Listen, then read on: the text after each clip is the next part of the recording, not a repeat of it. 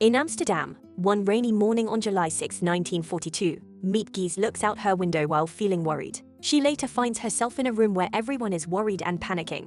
Everyone is rushing to help Margot Frank, and Frank's older sister, to leave and go into hiding. Before the girl leaves, her father, Otto Frank, calmly reminds her to do what Miep says. Miep and Margot leave on their bicycles, hoping to reach their destination before the checkpoints open. They stop by a tunnel where Miep tells Margot to change her coat. They leave the coat behind, and embroidered on it is a yellow star with the word Jew. Unfortunately, the checkpoint is already up, and Margot starts to panic, fearing that she'll end up being a captive. Miep tries to calm her down and asks her to conceal her identity. She tells the young girl to say that she simply forgot her identification card once the officer asks her for it.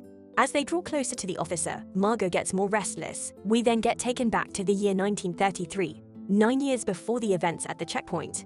A jobless Miep happily joins her family for a meal when her parents suddenly suggest she marry Kaj. Miep thinks they are joking at first but quickly realizes they are serious. She immediately rejects their suggestion, pointing out that Kaj is her brother. Her foster parents remind her that they aren't blood related since Miep is adopted. Appalled, Miep still rejects their suggestion and leaves. Kaj, who turns out to be secretly gay, comforts Miep later that day. He helps her with her CV and reveals he set her up for a job interview as a secretary for a Pector.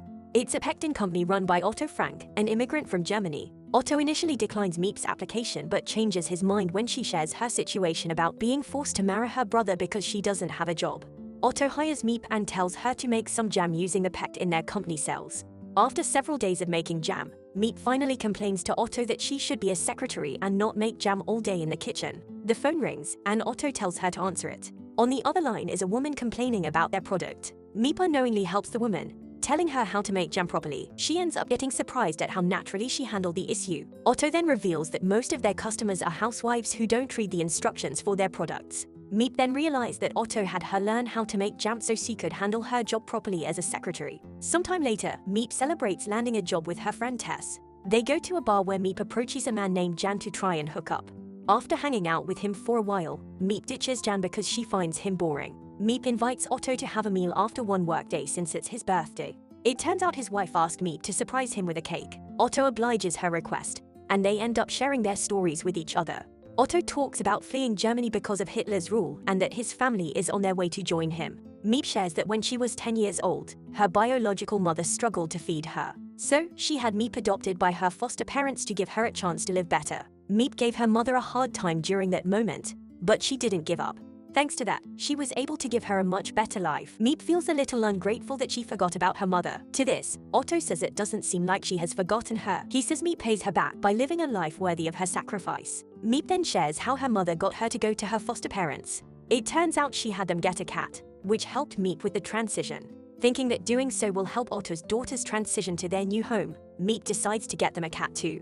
When she looks for one, Miep gets surprised to meet Jan, who is still bitter about her ditching him. However, the two hit it off this time, and they even end up sharing a kiss. Miep visits Otto's home and gives the cat to her daughters. They love it, and Otto's wife, Edith, thanks her for the gift. As time passes, Miep and Jan grow closer together, reaching the point of being engaged.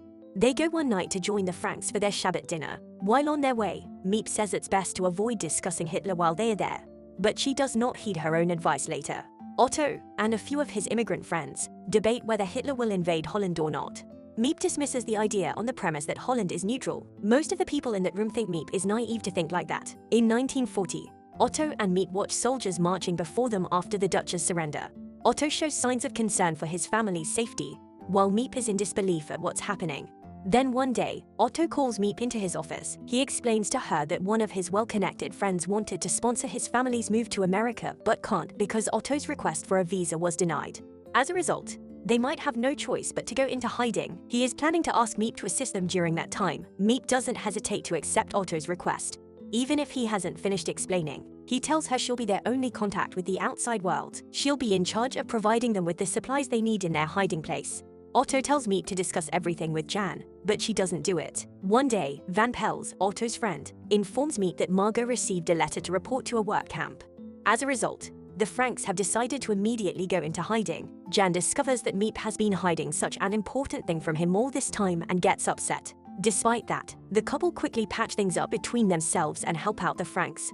We now get whisked back to 1942 at the checkpoint. Miep tells Margot to ride alongside her and just talk to her about whatever.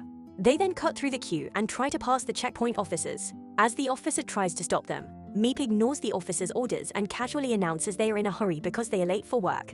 After a moment of confusion, the officer decides to let the matter slip. Miep brings Margot to the hiding place, which turns out to be in the Opecta office. She brings Margot to their room and tells her that people will come in and out of the building all day. Miep tells Margot that she must stay quiet until work hours are over. She then says the rest of her family will join her later. Miep adds that if Margot wants to cry, she should do it before working hours start. After that, she closes the door and leaves her there. Miep heads to the washroom, where she finally surrenders to the tension and starts crying. Then, Jan arrives to give Miep the comforting hug she desperately needs. Miep gets questioned about the whereabouts of the Frank family, but despite showing signs of terror, she doesn't say a thing. The man asking questions is actually Dr. Pfeffer, a Jewish dentist and friend of Otto. Miep is there to have the doctor look at her aching teeth. The doctor suggests that Miep have her tooth extracted, but since she's too busy for it, he gives her some medicine for the pain instead. The doctor also thanks Miep for still getting his services despite him being a Jew. Miep says she won't let the invaders dictate who will fix her teeth. When Miep returns to the hiding place later, she learns that all the Franks are waiting for her.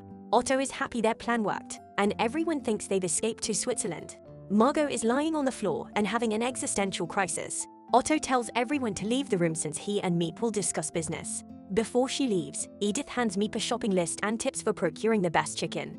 Otto tries to run the company behind the scenes while he's hiding. Although he tries his best to do it calmly, his frustration about their situation sometimes shows up. Miep and the rest of Opecta's employees discuss the worsening supply situation of the Franks. The only solution they could find so far is to try and stretch the supplies out as much as possible. Miep calls Jan at work and asks if he could get the Franks some extra ration books.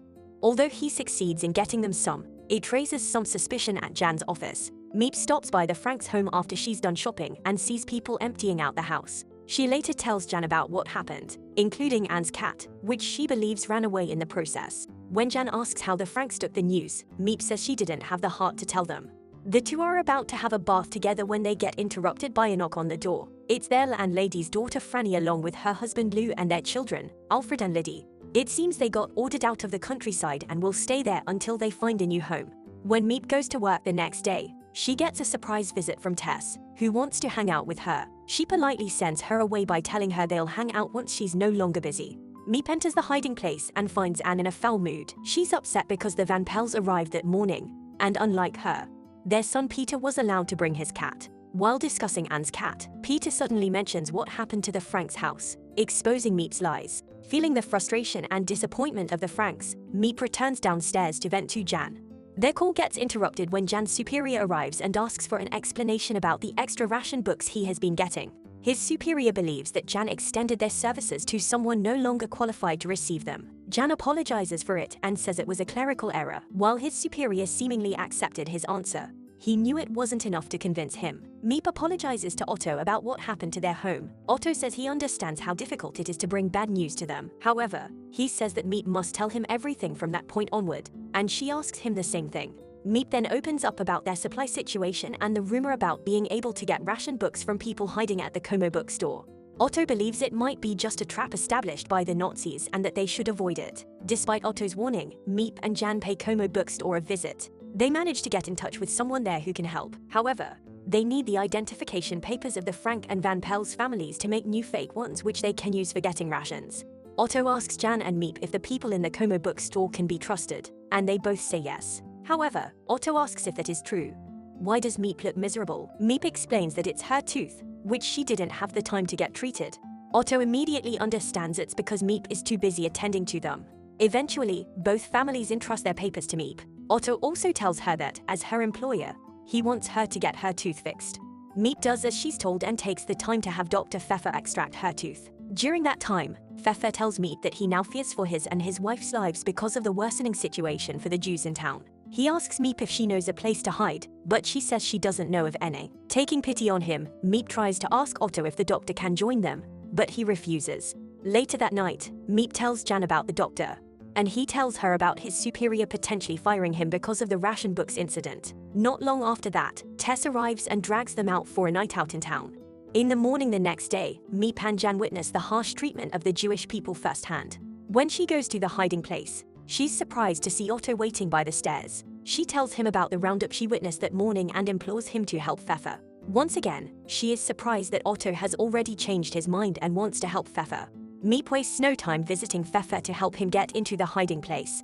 Meanwhile, Jan gets called into the office of his superior. He expects them to fire him, but to his surprise, they are actually people who don't agree with the occupiers' policies. Due to his actions, they now want Jan to join their group. The only condition he asks is that Jan never talks to anyone about what they secretly do. Even with Miep, Jan agrees to their condition and happily joins them. Dr. Pfeffer follows Miep's instructions and arrives safely in Opekta. She leads her upstairs, where he is welcomed by the Franks and Van Pels. Miep tells Jan about what happened to her that day. She also asks if his superior fired him. As promised, he doesn't tell her the truth and just says it was all brushed off as sloppy clerical errors.